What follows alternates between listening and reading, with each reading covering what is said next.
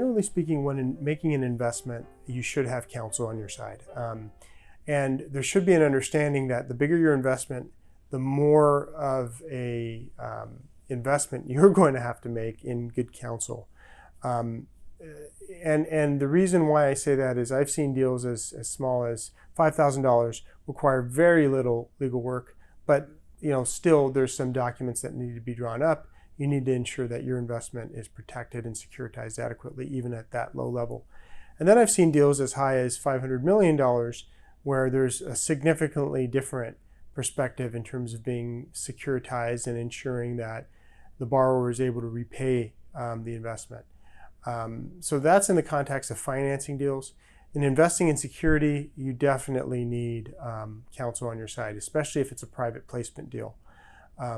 Typically in a private placement deal for security, you're going to be deemed an accredited investor, and part and parcel of that is filling out documents, reviewing those documents. Those documents have a lot of consequences and covenants. You need to make sure you understand them, and you need to negotiate them to the best of your ability. So having experienced counsel on your side ultimately will save you a lot of heartache down the road, and at the very least, you'll go into the investment with your eyes wide open, understanding what could potentially happen, good or bad. So get yourself good counsel that knows what they're doing in that regard. Choosing appropriate counsel makes a world of difference when you're dealing with the SEC. In an initial offering, for example, whether it's a private placement or it's done over the counter or on pink sheets, a public filing, for example, having your documents drawn up properly, having the appropriate schedules filed is critical. And that's the difference between being held liable for something and not being held liable for something. There's also criminal considerations that you have to think about as well. So it's risky anytime you're offering an investment, whether it's in a private context or in a public context. And you should be aware of all the pitfalls there, and you need good counsel to navigate you through the myriad of federal and state regulations that you have to consider.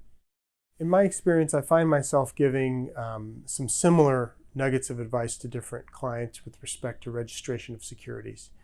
For example, do I need to register if I'm offering a private placement, or am I exempt?